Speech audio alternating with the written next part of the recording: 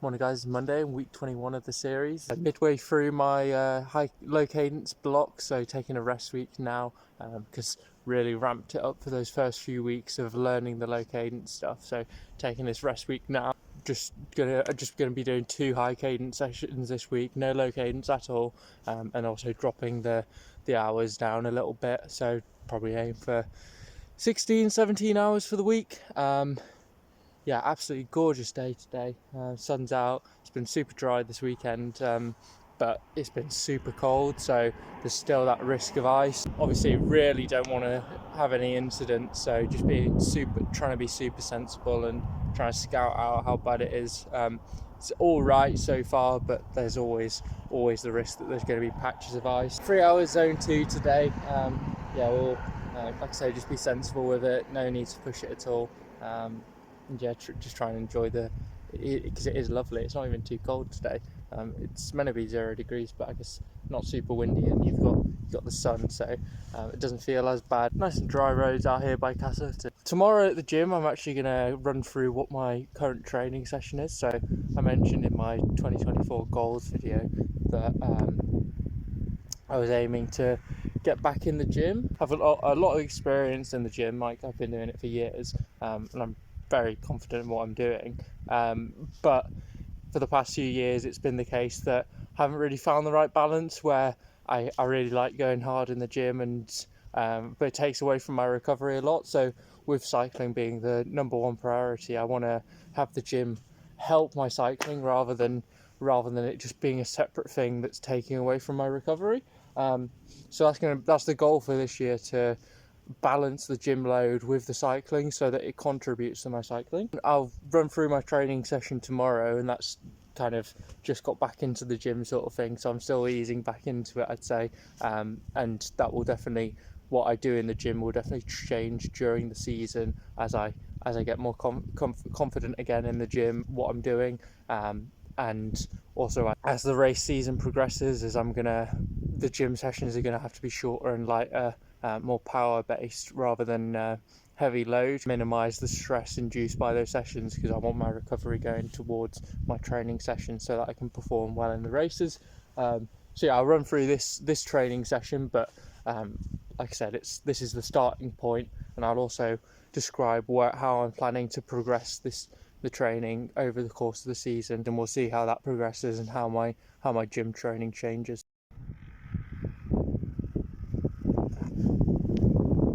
Salty bike, look at that, very dry, but all the different salts on the road getting kicked up into the bike, and yeah, but clean up nice and easily. Nice ride that, and obviously the roads just got better as the sun continues to come out and minimise the chance of ice, and pretty much was able to, all the ice I saw was really on the sides of the road, so you're easily able to avoid it. So no, that was all right, to be honest. Happy with that. Morning guys, it's Tuesday. I'm on the bike for first session of the week, so easy deload session part of the deload week. So it's going to be 3 by 10 minutes high cadence, so no low cadence work this week, as I mentioned, really helping getting any fatigue out of the legs, so that for the next 3 weeks of the block I'll be a lot stronger. Only 2 sessions this week, and then the rest of the block is also 2 sessions per week. Yeah, with the gym work I'm doing at the moment, it's going to be twice a week, and on the same day as a session. So for the next 4 weeks it's gym twice a week on a session day, so that's going to be Tuesday, Friday most of the time. I said going to be doing a rundown of my gym session this afternoon after I've done my session on the bike today. Legs feeling quite heavy this morning, not going to lie. It's a gorgeous day outside, but yeah, we've had a little bit of snow and it's getting super cold, so don't want to risk it with ice. Like, yesterday was alright, but yeah, I was still on edge for a lot of the ride, just being super cautious about when ice might be coming up, so just don't want that extra stress really, so just stick it out on the indoor bike today, especially doing a session outside. Like, yeah, there's going to be that extra risk of something happening, and yeah, just don't want to be doing that. No need to. Also spent some time yesterday tidying up the garage a bit more, so got nice and lots of free space now, so that's good. So I got the table on the other side here, Then all the stuff up against the wall. And there's a free space back there. Just means I have the space if I need it, like just toss the bike in rather than having to place it in its designated location, you know, so nice. I just wanted to have a little bit more space, so yeah, that's good.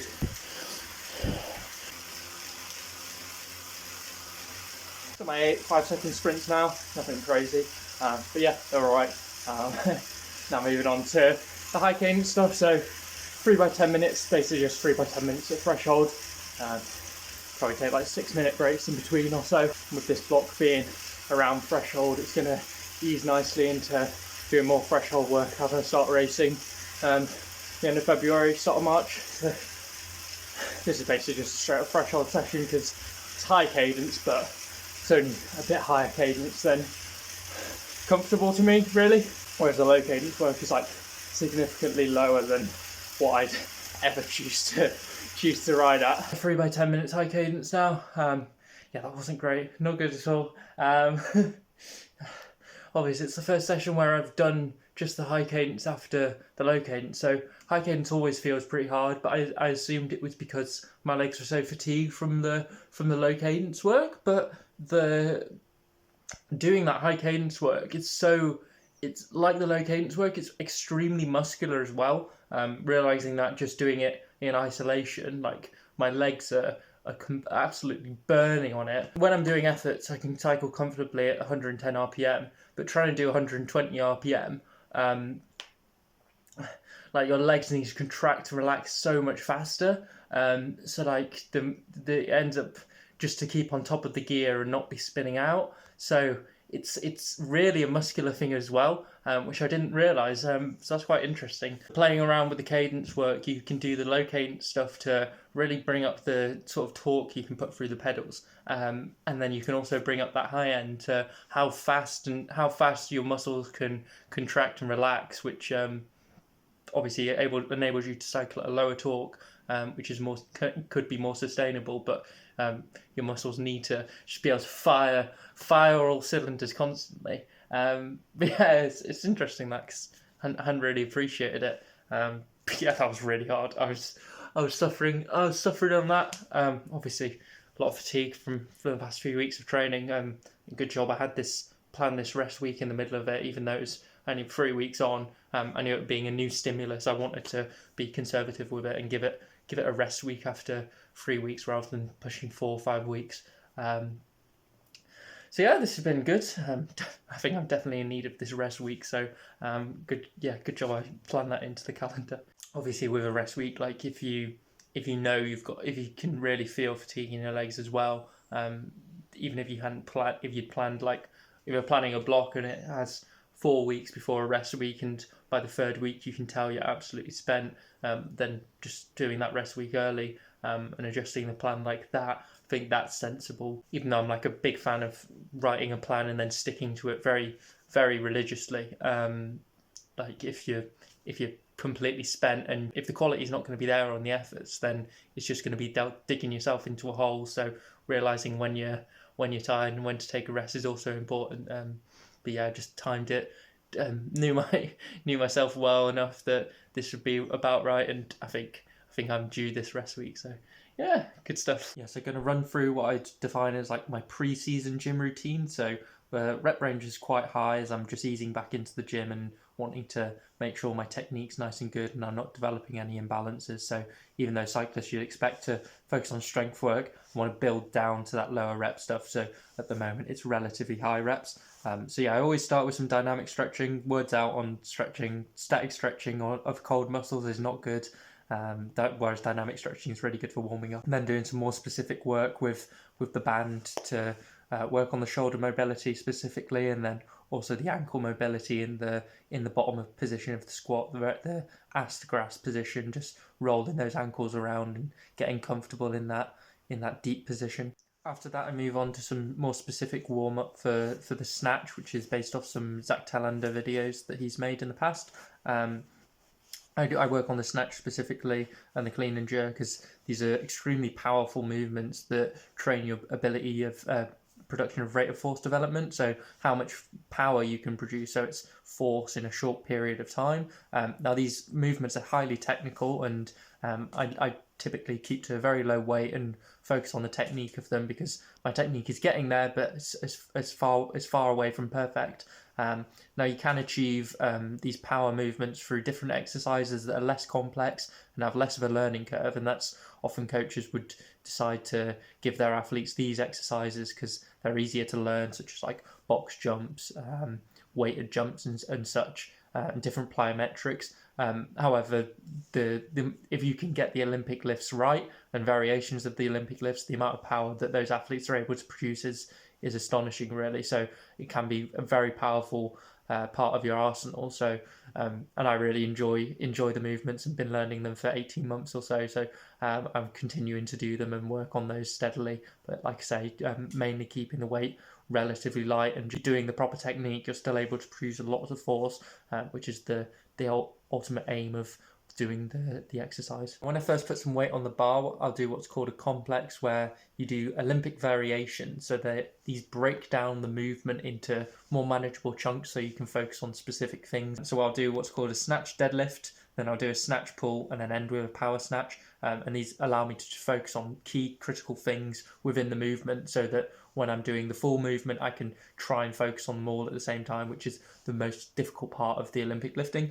I'll do I'll end this with a power snatch and overhead squat rather than a full snatch, as I'm just not able to do that third pull where you pull yourself under the bar. I'm not able to do that quickly enough to get into the very bottom position. So to train that in a way, I'm getting as deep as I can, and then just dropping into an overhead squat to get used to that bottom position. Move on to some doubles with the power snatch and overhead squat, trying to focus on every element of the technique at the same time. So really focusing on the technique for these rather than it being a relatively heavy load, but still able to produce a lot of power if you can do it correctly. Between sets, I do some rehab exercises. So these are specifically for the psoas and the glute based on previous injury I had. And the psoas work's actually really interesting, because I think if you can work on that, it will enable you to produce a large amount of power, like in a time trial position where you've got a really tight hip angle.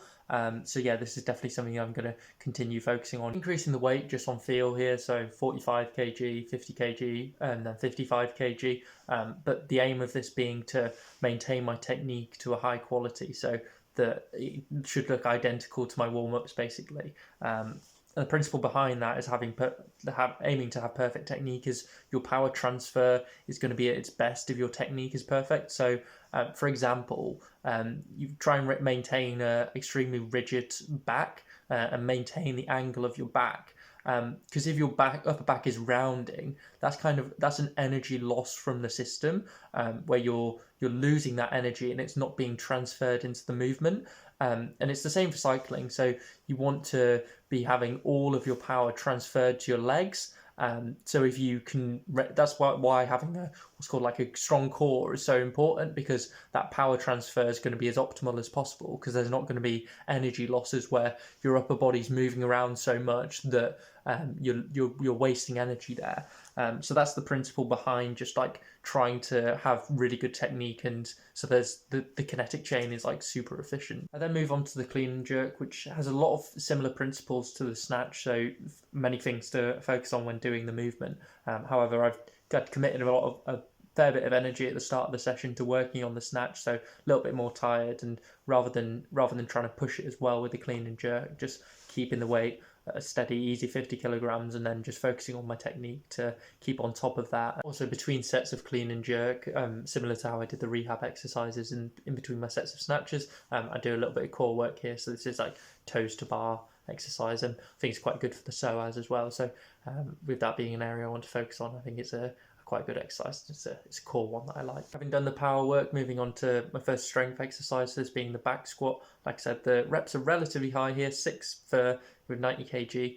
Ideally get it up down to lower rep range, but getting back into the gym, like this is not a super crazy weight for me, and I should be able to increase the weight and reps and then gradually come down to that 3 to 5 rep range, but don't want to push it too early. Want to really continue to focus on technique.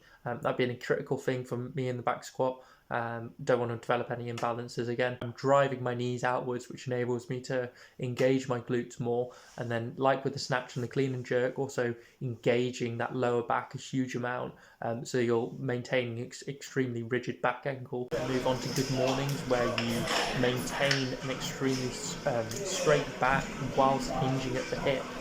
So it teaches you to have that strength in the lower back and in the upper back to maintain that rigidity, such that it transfers to your snatch, your clean and jerk, your squat, and then once you get good at those, it enables that maximum power transfer within those movements. So yeah, doing good, as recommended by my friend Johan, it's doing good mornings after heavy snatch, clean and jerk or squat sessions is kind of a must, really. And finally, I'll do some hip thrusts, which is very much to build some muscle and strength in the glutes, as I've had weak glutes in the past, and I think that led to some injuries I had, quite a few injuries I had. Valgus is no longer a thing, so that's where your knees are caving inwards. So yeah, very high rep range here, but actually I'll bring this down over time and increase the weight. An hour and a half, 40-minute session in the gym, and yeah, nothing super crazy, as I want to be making sure my recovery is going towards my cycling session specifically. So, but yeah, wanting to build back some strength in the gym. So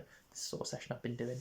Just going on a trip to the skip, bunch of old tyres that are pretty worn out, and I've got other ones that I'd use instead, and then my Mavics that rims are gone, bearings are gone. It's not worth, they've not got any life left in them really, and it'll be a lot of effort to get them rideable again. Prioritise keeping my other wheels in good condition rather than trying to salvage those. They've served their purpose, had a good life. Hi guys, Wednesday, just on TT bike today for 3 hours probably, zone 2.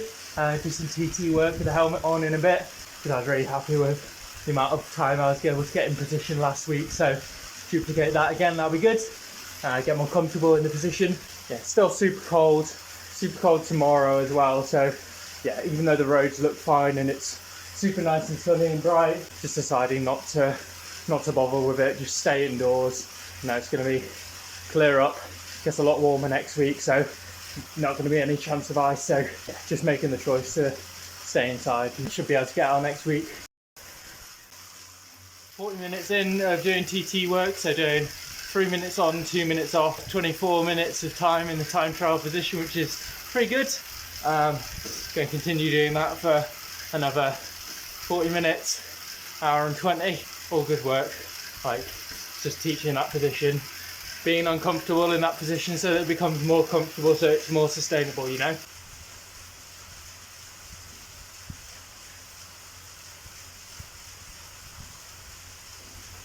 Hi guys, it's Thursday, just on the TT bike indoors again for another 2.5 hours or so.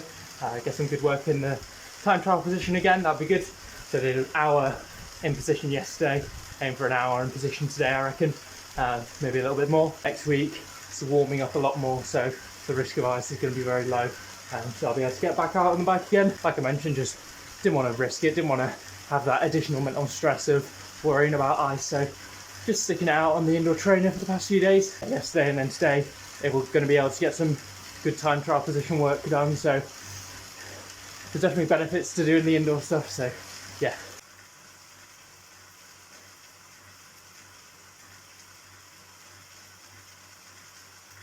Just finished 90 minutes of 3 minutes 20 on, 1 minute 40 off, so that's 200 seconds on, 100 seconds off. Doing that for 90 minutes is an hour of work in the time trial position. So got an hour done yesterday, an hour done today. So that's really good. Obviously a bit more intense than yesterday, having to spend more time in position with shorter rests. But yeah, felt good. Legs are feeling nicer today. Legs definitely not feeling as tired and as laboured on the pedals, which is good. 10-minute easy cool down now. Get the helmet off. Just set up a very expensive bottle cage. This single bottle system that I've got. It's called the Delta 200. And I got that for the TT bike for mainly for 25-mile time trials. That being about sub 50 minute sort of event. I'm going to need some sort of nutrition and ideally fluids. So I wanted to get a single bottle on there. Now I have the giant Trinity bottle, however, it doesn't really go very well with the Cervelo because you've got this aerofoil here that comes to a point, And then if you were to strap the giant Trinity bottle on there, it kind of destroys the benefit of the aerofoil. So I didn't really want to stick a bottle on the down tube. So got this single system and very very expensive little mount. But if it works, it works. So it's not perfect because the light, where I attach the light, it's right behind the bottle, so it will just like illuminate the bottle rather than being able to view the light. It's like it'll be a flashing bottle that you'd see. You need to check the regulations that the rear light needs to be unobstructed. Hi guys, it's Friday on the turbo for another session today, another part of the deload week. So it's just 2 by 15 minutes high cadence as the main working sets. Legs are feeling a lot less heavy, so hopefully it goes better than Tuesday. Yeah, just 8 5-second sprints and then move on to the high cadence work and see how I get on with that today. Then I'm also going to go do another gym session this evening, so we'll see how that goes. Yeah, crack on with my warm up and then get on with my sprints. Decent set of sprints, see how we get on with the high cadence work. This high cadence work in isolation is so surprisingly hard. Kind of looking forward to going back to some low cadence work next week. Because you really know what you're getting in for with the low cadence. It's just going to be really slow and straining, whereas high cadence is just surprisingly difficult, like I said. Yeah, my cadence will drop off a little bit and get down to my preferred cadence, and the power just goes right up. So like, I know that when I go back to my preferred cadence after finishing the block, the power is going to be so much nicer, but remembering the purpose of the block, want to learn how to do this high-end stuff with a really high cadence. Hopefully it'll benefit me more in the long term, being able to have that better range. But yeah, just things like being able to get out of the saddle on efforts. You're not able to do that in this block. Whereas if I'm doing just a typical threshold block, I can range the cadence from 90 to 105 and easily get out of the saddle whenever you need to, really. I'm enjoying this block and I think it's really interesting, and like I said, I've been thinking about doing the low cadence work for a while, but yeah, I'm really going to see the benefits when I go back to my preferred cadence, really. Second effort just as hard there, bit of saddle sores, having to stay in the saddle for the whole 15 minutes, but just having to push through that.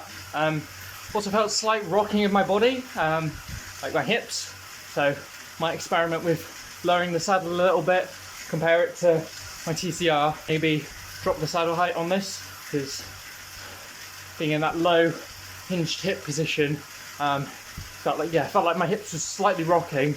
Could have helped having the saddle slightly lower, but then that's going to tighten the hip angle as well, so probably only centimetre max, I'd say. But yeah, have a play around with that maybe. Just going to do half an hour in the bar, in try and be in the TT bars for pretty much all of it. Don't need to be in a super aggressive position, but just spending the time in this sort of position rather than spending a lot of time on the base bars, which I normally do. So yeah, play around with reaching behind the saddle for the bottle and putting it back to understand what that's like as well. That was a good training exercise actually. Like I said, just spent 30 minutes in position, so in the TT bars for 95% plus of that 30 minutes. Not super aggressive the whole time. It's like not super rolling the shoulders forward constantly. But making sure I was always in the TT bars. Got to practice reaching for the bottle behind me, and learning how to take that out, put that back. So that feels not too bad now. So yeah, obviously I did 2 hours of specific work in the TT position yesterday and the day before, and then another 30 minutes of pseudo work in the TT position there. Yeah, definitely a different stress stimulus on the muscles. Very much, definitely takes some getting used to being in that time trial position.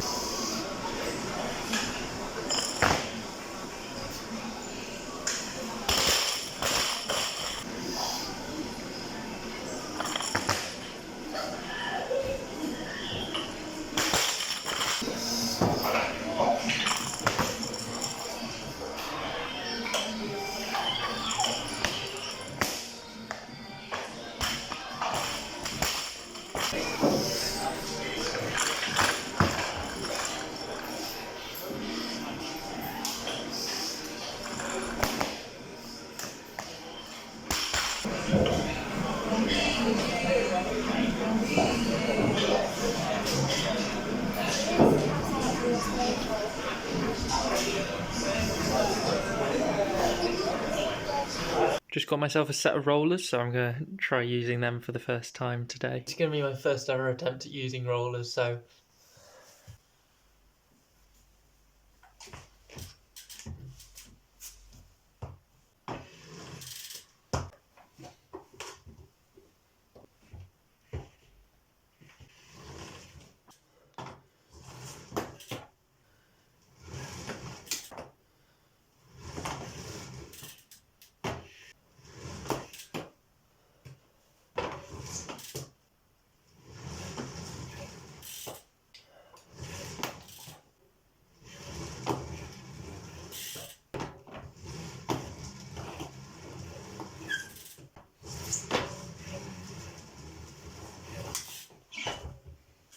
Keep working at it. Feels like the rear end's sliding out, but I'm able to get it going for a few pedal strokes at least. So getting there.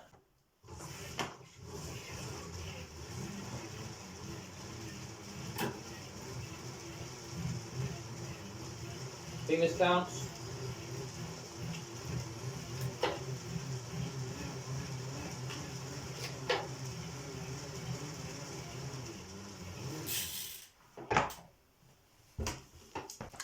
That was pretty good. I think I'm getting the hang of it. Just did my first 5 minutes there. That was all right. Obviously just wearing trainers, so I'm going to try it with actual cycling shoes on now. Whew. Yeah, once you get going though, you're absolutely fine. Like there's that wobble back and forth, but you're able to stabilise it with once you got some speed going. Might be quite tricky. Definitely be tricky to take the hand off the handlebars and take a sip of the bottle. But yeah, I might put the bottle in the cage and have a try at that as well. Did like another 7 minutes there. Was able to take a sip from the bottle, but then tried to get in the drops and end up losing my balance and having to put my foot down. But yeah, I'm able to get in the pedals. But yeah, very difficult to actually get my second pedal in.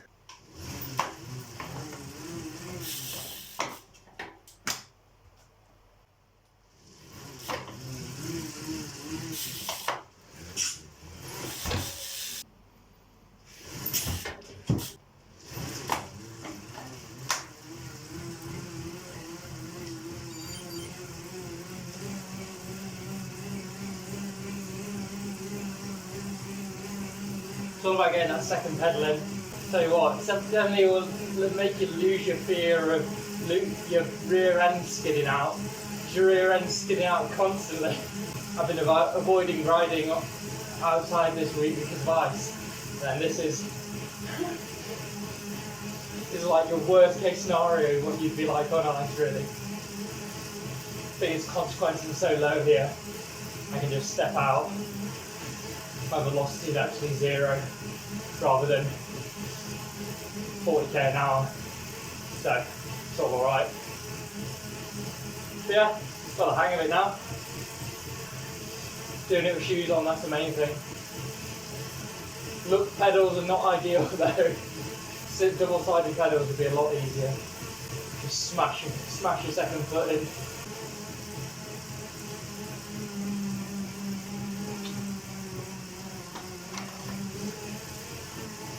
Just about.